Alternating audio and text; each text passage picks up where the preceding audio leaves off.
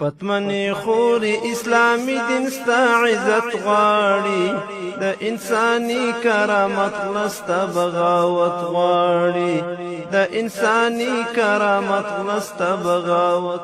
د ژوند لار کڼي پختۍ د حوا نورې څو خبرې واوره، له مینې ډکې ښې خوږې لکه شکرې واوره. بسم الله الرحمن الرحيم. الحمد لله رب العالمين حمد الشاكرين، الصلاة والسلام على سيد الأنبياء والمرسلين سيدنا ونبينا وشفيعنا ومولانا محمد وعلى آله وأصحابه الطيبين الطاهرين. قدرمنو اوریدونکو د ژوند د لارې د خپرونې مینوالو په سلامونو او نیکو هیلو مو هرکلی کوم.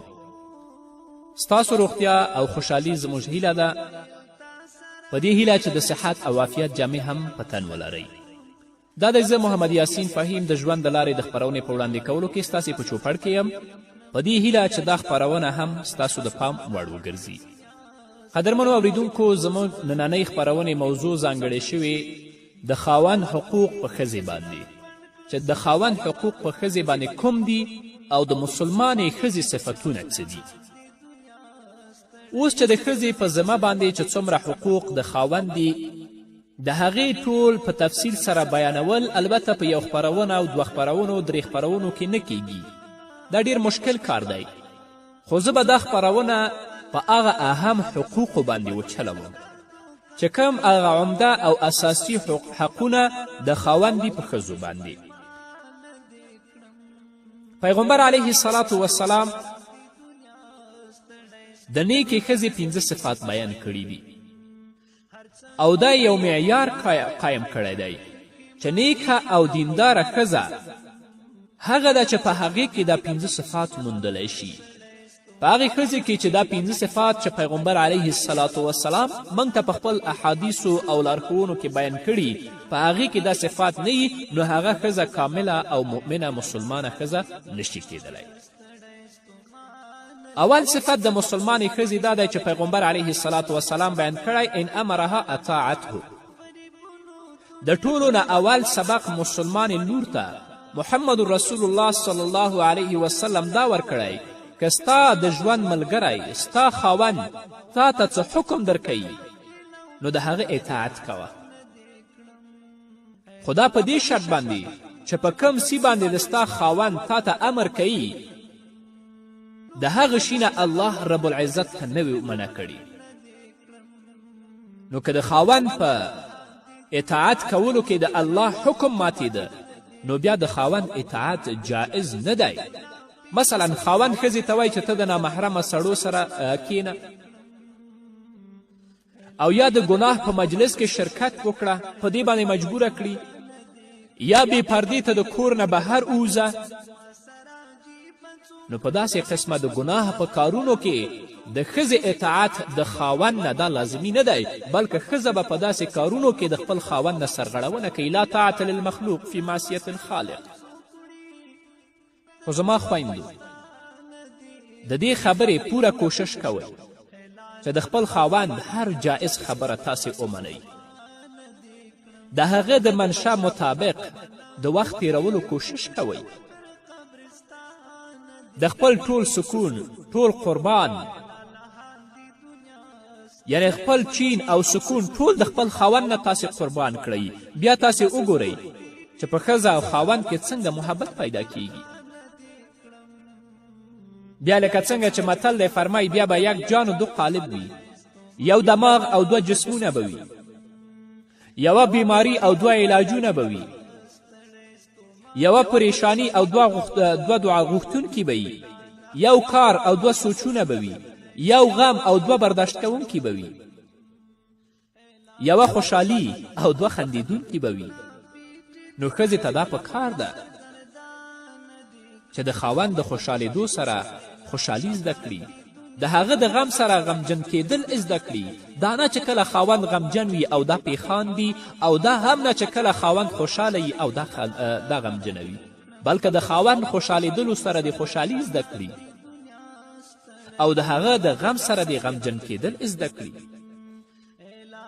حضرت ابو دردا رضی الله عنه خپلې ښځې ته نصیحت کوي او ورته وایي که زه دې ناراضه وکتم نو راضي کومې او که ته مې ناراضه وکتلې تا به زه راضي کوم. نو قدرمنو اوریدونکو، محمد رسول الله صلی الله علیه وسلم د ښځې اولینی صفت دا بیان کړی دی که خاوند هغې ته څه حکم وکړي نو هغه د خپل خاوند حکم مني، ځکه چې الله رب العزت خاوند مشر او امیر مقرر کړی دی او ښځه یې ماموره کړې ده. لکه چې فرمایي الرجال قوامون علی النساء، سړي په ښځو باندې نګران او منتظم دي. له بده مرغه نن په دنیا کې دا پیروپوګنډ دی چې ښځه محکومه جوړه کړې شوې، سړي دپاره برتري قایمه کړې شوې، ښځه قیدي او بندي ده. حالانکه مسلمانانو ورونو، خبره صرف د پوهېدو ده چې موږ پوه شو چې اصل واقعیت څه دی. پیغمبر علیه الصلاة وسلام دا فرمایي چې کله تاسې په یو سفر کې روانیږئ، 2 کسه 3 کسه، نو ځان ته به په هغه سفر کې یو امیر او یو مشر ټاکئ چې ستاسې د سفر انتظام وکړي، چې ډېر لنډ سفر هم وي. دا خو لا پرېږده چې په یو کورنۍ کې ډېر یو اوږد سفر او یو اوږد ژوند تیروي، نو دلته خامخا یو امیر او یو مشر ته ضرورت شته دی. که په دې کورنۍ کې مشر او امیر نه وي نو په دې کورنۍ کې به ډېره سخته بدنظمي راشي او روزانه به په دې کورنۍ کې پریشانی او غم وي. نو صرف دلته د سړي قوام یا د سړي مشرتوب په ښځې باندې د انتظام دپاره دی، دا نه چې په هغه په کور کې محکومه وي او هغه په کور کې بندي او قیدي وي.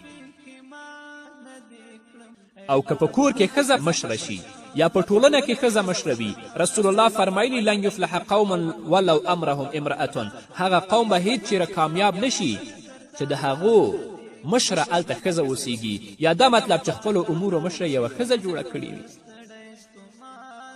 همدارنګه محمد رسول الله صلی الله علیه وسلم فرمایلی اذا کان امراؤکم خیارکم، چې کله ستاسو امیران په ستاسو کې د ټولو نه غوره وي، و اغنیاؤکم سمحاؤکم، او ستاسو مالداران خلک سخیان وي، و امورکم شورا بینکم، او ستاسې کارونه په خپل منځ کې مشورې سره پوره کیږي، فظهر الارض خیر لکم من بطنها، نو بیا د ځمکې شا ستاسو دپاره ډیره غوره ده د ځمکې د خیټې او د منځ نه.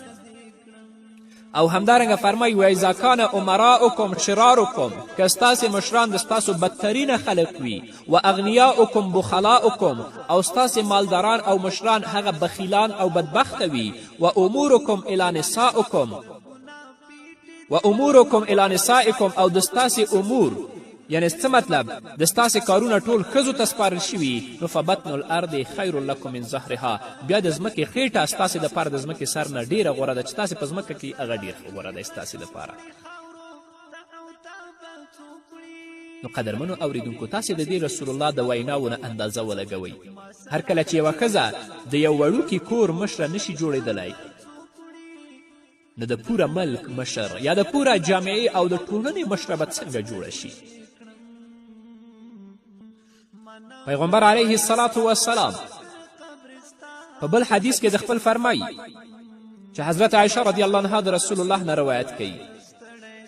پیغمبر علیه السلام فرمایي که ما یو انسان ته حکم ورکولی چې هغه بل انسان ته سجده وکړي، نو ما به ښځې ته حکم ورکړی وی چې هغه خپل خاوند ته سجده وکړي.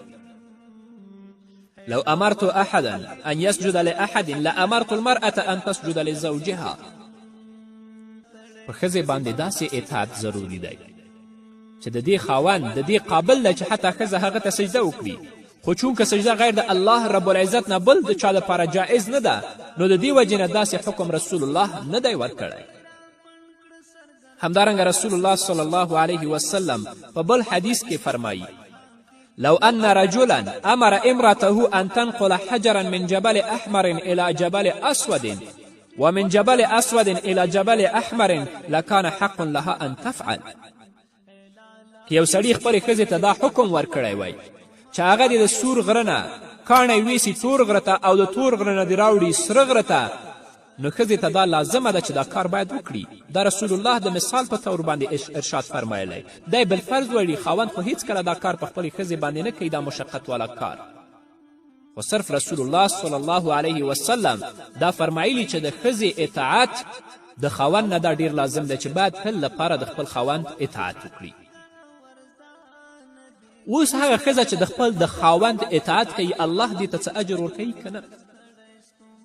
هر کله چې د ښځې په ذمه شریعت داسې اطاعت ایښودی نو په دې باندې الله رب العزت هغه ته اجر و ثواب هم ډیر ورکوي. حضرت ام سلیم رضی الله عنها نه روایت دی چې نبی کریم صلی الله علیه وسلم وفرمیل کومې ښځې وفات چې په داسې حالت کې وشي چې د هغه نه د هغه خاوند راضي وي نو هغې ته جنت واجب دی، هغه به جنت ته ځي. یعنې ښځه وفات شي او د هغې نه د هغه خاوند راضي وي هغه ښځه به الله جنت ته بیوي، او کومه ښځه چې وفات شي په داسې حالت کې چې د هغې نه د هغه خاوند ناراضه وي نو هغه ښځه به جهنم ته ځي. دغه شان په یو بل حدیث کې رسول الله صلی الله علیه وسلم فرمایلی چې د نارینهو په نیکیو کې ښځې ته هم حصه میلاویږي، یعنی کوم نیک کارونه چې نارینه کوي الله رب العزت به د هغو په ثواب کې زنانه هم شریکوي. حضرت اسما بنت یزید رضی الله عنها د نبی کریم صلی الله علیه وسلم په خدمت کې حاضره شوه او د قاصد په طور رسول الله ته ویلې چې زه د ټولو د ښځو نماینده تاسو ته راغلی یم، او داسې رسول الله ته وفرمایل چې بېشکه الله رب العزت تاسې ښځو او نارینهو ته نبي او پیغمبر راستولی یاستئ، خو کومه چې موږ ښځې یاستو هغه موږ په تا باندې او پر الله رب العزت باندې ایمان راوړی دی، خو موږ ښځې په کورنیو کې پابند یو او زموږ سړي په موږ باندې خپل خواهشات پوره کوي. د دوی اولادونه موږ په خپلو خېټو کې اوچتوو.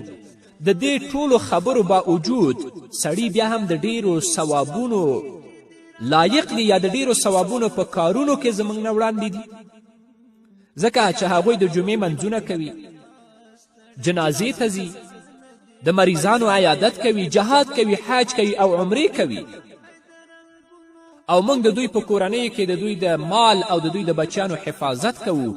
آیا الله رب العزت به موږ ته کوم ثواب راکړي که نه؟ د دې ښځې دا عجیبه او ناشنا سوال پیغمبر علیه الصلاة وسلام واورید. پیغمبر علیه الصلاة وسلام د صحابه و کرامو په طرف متوجه شه او داسې وفرمیل آیا تاسو د دین په باره کې د دې ښځې نه زیات ښه سوال د چا نه تاسو اوریدلی؟ صحابه و کرامو رضوان الله تعالی علیهم اجمعین وفرمیل چې ای د الله رسوله موږ ته خو هم خیال نه و چې یوه ښځه دې داسې سوال وکړی شي، دا خو لا پرېږده چې د دې تصور موږ هم نه کوو. د دې نه پس پیغمبر علیه الصلاة وسلام حضرت اسما رضی الله عنها ته وفرمایل او هغې ته متوجه شه چې دا خبره په غور سره واوره او پوه شه کومو ښځو چې ته رالیږلی هغوی ته هم دا خبره وکړه چې د ښځې خپل خاوند سره ښه سلوک کول، یعنی کومه ښځه چې خپل خاوند سره ښه رفتار او ښه سلوک او ښه اخلاق کوي او ښځه چې د خپل خاوند خوشحالي لټوي او په دې باندې عمل کوي د دې ټولو د ثواب برابر دی. یعنی ښځه نارینه که په دنیا کې په خپل ژوند کې حج کوي، عمرې کوي، جهاد کوي، د جمعې په منځونو کې اشتراک کوي، خو هغه ښځه چې د خپل خاوند اطاعت کوي، د خپل د خاوند رضا لټوي، الله رب العزت به د هغه نارینهو نه دې ښځې ته ډېر زیات ثواب ورکوي. خو له بده مرغه چې نن توسه پورې باندې موږ په معاش د خپل کورني ژوند باندې پوه نه شو، هغه زموږ د جهالت سبب دی. الله رب العزت دې په موږ باندې رحم وکړي. قدرمنو اوریدونکو د خپرونې په دې وخت کې ځو لنډې دمې ته، د دمې نه وروسته بیا هم زموږ خپرونه دوام لري. په دې هیله چې تاسو زموږ ملتیا وکړئ. دستا په حقله پیدا شوي اندېښنې را سره یو خانه وړه رواجونه عنعنې را سره بل خوا د ظلم او ستم دی افسانې را سره دا له فریب او مکر ډکې زمانې را سره د دوستۍ رنګ کې ستا دښمن در نه ستا پت غواړي د انساني کرامت لسته بغاوت غواړي. قدرمنو اوریدونکو بیا هم تاسو ته ښه راغلاست وایم په دې هیله چې تر دې دمه تاسو زموږ ملتیا کړې وي. د نیکې او مسلمانې ښځې دویم صفت چې پیغمبر علیه الصلاة وسلام بیان کړی دی هغه دا دی چې ان نظر الیها سرته، دویم صفت د مسلمانې ښځې او نیکې ښځې دا دی که خاوند هغې طرف ته وګوري نو هغه خوشحاله کړي، یعنې خاوند یې په کتلو خوشحاله کیږي. یعنې دا ښځه خپل رنګ روغن په شرعي حدودو کې دننه داسې ساتي چې هغه خاوند ته خوښ وي، داسې ډول او سنګار کوي کوم چې خاوند ته خوښ وي او خاوند یې خوښوي. خو له بده مرغه چې په دې سنګار او آرایش کې نن ښځې په دوه غټو غلط فهمیو کې غورځېدلي دي. لومبنۍ غلط فهمي دا کیږي چې بعضې ښځې په کورونو کې ډول او سنګار نه کوي، په کورونو کې خو د نوکرانو په شان اوسیږي، لکه د مزدورانو په شان خیرینې خیچنې او ډېرې مردارې جامې اغوندي، ویښته او غیره نه جوړوي، خو کله چې د بهر وځي کوم ځای ته میلمه روانوي نو ښه بیا سنګار کوي. حالانکه قدرمنو اوریدونکو په ښځه باندې د خاوند دا حق دی چې دا ښځه د خاوند دپاره باید سنګار وکړي. دویمه غلط فهمي د ښځو دا ده او اکثرې ښځې په دې کې مبتلا دي، هغوی چې کم آرایش یا سنګار کوي نو د شرعي حدودو نه هغوی تیریږي او دا د دیو سنګار چې کوم د اسلام په مقدس دین کې د خاوند دپاره هغه اسلام اجازه ورکړي د هغو نه خبره تیروي. جایز او ناجایز، حلال او د حرامو پروا اصلا نه کوي. مثلا بعضې ښځې داسې فیشن خوښوي چې د خپل نوکان ډېر زیات لویوي او د خپل د نوکونو حفاظت شروع کوي، بیا د هغو ساتنه کوي تر دې چې دا نوکان پرېږده چې د نوکانو نه چاړې او چاقوان جوړیږي. حالانکه د نوکانو پرې کول او د هغو د حکم د ټولو د پرې کولو حکم د ټولو نه افضله خبره ده. باید چې په یو هفته کې پرې کړي او که نه وي د یو هفتې په منځ کې 15 ورځو کې او آخري موده یې 40 ورځې ده. که څوک د 40 ورځو نه بره نوکان ساتي هغه اشد ګنهګار دی. درېیمه غلط فهمي د ښځو دا ده چې ځینې ښځې په نامه د سنګار باندې د خپل ویښته کټ کوي او ځان مشابه کوي د سړو سره، او حال دا چې محمد رسول الله صلی الله علیه وسلم په داسې سړو باندې لعنت ویلی او په داسې ښځو باندې لعنت ویلی کم سړي چې ځان مشابه کوي د ښځو سره یا کومه ښځې چې ځان مشابه کوي سړو سره، رسول الله په دواړو باندې لعنت ویلی دی. دغه شان بعضې ښځې د ښایست حاصلولو دپاره خپلې وریځې نرۍ کوي، خپلې وریځې اړوي او په غاښونو کې فاصله پیدا کوي. حال دا چې په داسې کولو باندې محمد رسول الله صلی الله علیه وسلم په داسې ښځو باندې لعنت ویلی دی. همدارنګه په بعضې ښځو کې دا مرض پیدا شوی دی چې ډېرې نرۍ جامې اغوندي او په سر باندې د خپل ویښته راټول کړي، هغه ټول په یو ځای کې وتړي. او رسول الله صلی الله علیه وسلم د دې ښځو په هکله ویلي دي هغه ښځې چې لنډې او تنګې جامې اغوندي او د خپل د سر ویښته راټولۍ ټول په یو ځای کې تړي د زینت دپاره، رسول الله ویلي چې دا ښځې به جنت ته هم داخل نشي او د جنت بوی به هم د دې پوزو ته ورنشي. نو قدرمنو اوریدونکو باید چې زموږ هر کار د اسلام چوکاټ دننه وي او کومه لاره چې الله رب العزت او محمد رسول الله صلی الله علیه وسلم موږ ته راښودلي د هغه مطابق موږ عمل وکړو. دا نه چې زموږ کارونه د اسلام د چوکاټ نه بهر شي چې هغه اسلامي حقوق چې خاوند په ښځه باندې لري هغه حقوق په غضب او په لعنت د الله رب العزت باندې بدل شي. الله رب العزت دې موږ ته هدایت وکړي. دریم د نیکې ښځې صفت چې پیغمبر علیه الصلاة وسلام بیان کړی دی چې وین اقسم علیها ابرته،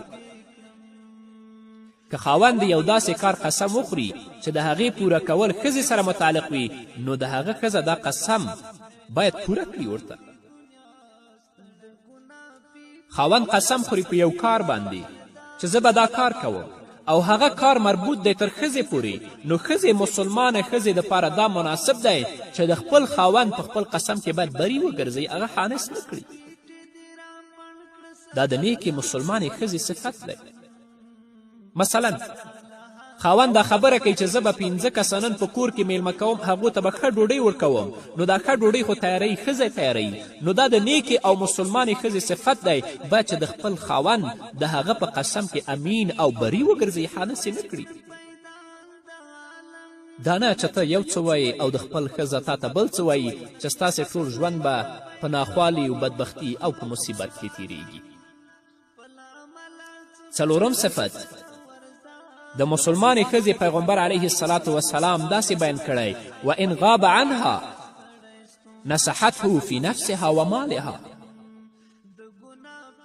د نیکې ښځې څلورم صفت دا دی چې د خاوند په غیابت کې چې خاوند یې په کور کې نه وي د خپل ځان د عزت او د خاوند د مال حفاظت وکړي.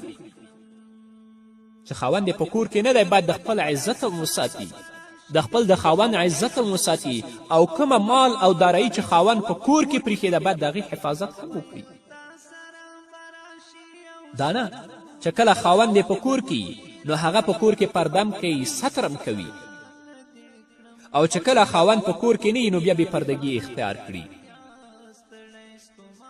او داسې نه چې خاوند په کور کې د هغه مال ته لاس نه وړي، او چې کله خاوند د کوره اوځي نو په ناجایزه طریقې باندې په حرامه طریقې باندې د خپل خاوند مال هر ظرف ته دا مصرفوي. ځکه پیغمبر علیه الصلاة وسلام فرمایي المرأة راعیة فی بیت زوجها، ښځه د خپل د خاوند د کور نګرانه ده او دا مسؤوله ده. پنځم صفت د مسلمانې ښځې پیغمبر علیه الصلاة وسلام داسې بیان کړی دی. د نیکې ښځې پنځم صفت دا دی چې د خپل خاوند د دینداري او ایمانداري فکر کوونکي وي. تل لپاره په دې تلاش کې وي چې زما خاوند څنګه دینداره، مسلمانه او با ایمانه وي. د هغه د منځونو، د هغه د روجو، د حلال او د حرام فکر کوونکي وي. پیغمبر علیه الصلاة وسلام په حدیث کې صحابه و کرامو رسول الله نه پوښتنه وکړه. پیغمبر علیه السلام په حدیث کې فرمایي صحابه و کرام رسول الله نه پوښتنه وکړه چې کوم مال ډیر غوره دی؟ نو رسول الله صلی الله علیه وسلم وفرمیل د ټولو نه بهترین مال هغه ذکر کوونکې ژبه ده، او د ټولو نه بهترین مال هغه شاکر زړه دی چې هغه شکر وباسي، او داسې ایمان والا مسلمان والا ښځه ده چې هغه د خاوند مدد کوي د هغه په ایمان باندې. که خاوند مونځ نه کوي ښځه تل په دې تلاش کوي چې هغه مانځه ته وهڅوي. که خاوند روژه نه نیسي نو تل لپاره ښځه دې کوشش کې ده چې خپل خاوند روژې طرف ته وهڅوي. که خاوند په منکراتو او په فحشاو کې گرفتاري، ښځه تل لپاره دا کوشش وکړي چې خپل خاوند د منکراتو او د فحشاو نه بچ کړي. نو دا مسلمانه ښځه ده. الله رب العزت دې موږ ته توفیق راکړي چې کومه ژوند د ښځې او د خاوند په منځ کې دی هغه د اسلام د چوکاټ دننه وي، چې الله رب العزت زموږ نه راضي شي. او ښځه باید د خپل خاوند ډیر خیال وساتي. هغه خاوند چې هغه د اسلام په امورو به پابند وي او تل لپاره په خپل اعمالو کې د الله رب العزت رضا لټوي. خو له بده مرغه په ځینې کورنۍ کې موږ وینو چې ځینې زموږ خویندې دي ډېرې مسلمانه، بادیانته، امینې، عفیفې، خو د هغو خاوندان چې موږ وینو ډېر بدبخته انسانان، ډېر جاهل انسانان چې اصلا د خپل د ښځو په حقوق باندې نه پوهېږي، هغو سره د ژوند په طریقه باندې نه پوهېږي، هغو سره د اخلاق په طریقه باندې نه پوهېږي. بیا نو د داسې خاوندانو اطاعت اصلا ضرور نه دی. الله رب العزت دې په موږ او تاسو ټولو باندې رحم وکړي. قدرمنو اورېدونکو دا به زموږ نننۍ خپرونه ستاسو درانه حضور ته وړاندې کړه. تر بلې خپرونې پورې چې زه بیا هم ستاسو درانه حضور ته حاضرېږم، تاسو ټول په پاک رب سپارم. پاتې ژوند او پاتې ورځم نیکمرغه پاک الله مو مل شي.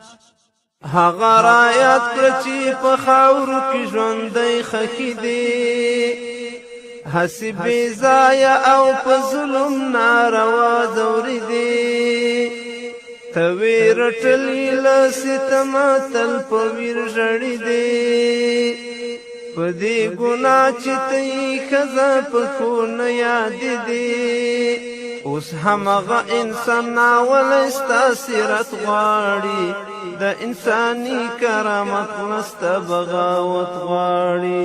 پتمنې خورې اسلامي دین ستا عزت غواړي، د انساني کرامت نسته بغاوت غواړي، د انساني کرامت نسته بغاوت غواړي. اسلام چې راغی ستا عزت او فضیلت په ځای شو، تشوی درنه ستا کرامت او طهارت په ځای شو. ستا احتشام او ستا ارزښت او ستا فطرت په ځای شو. ستا ټول حقونه شو په ځای ستا حمایت په ځای شو نن د اسلام دښمنان تا نه ضلالت غواړي د انساني کرامت نسته بغاوت غواړي پتمنې خورې اسلامي دین ستا عزت غواړي د انساني کرامت نسته بغاوت غواړي د انساني کرامت نسته بغاوت غواړي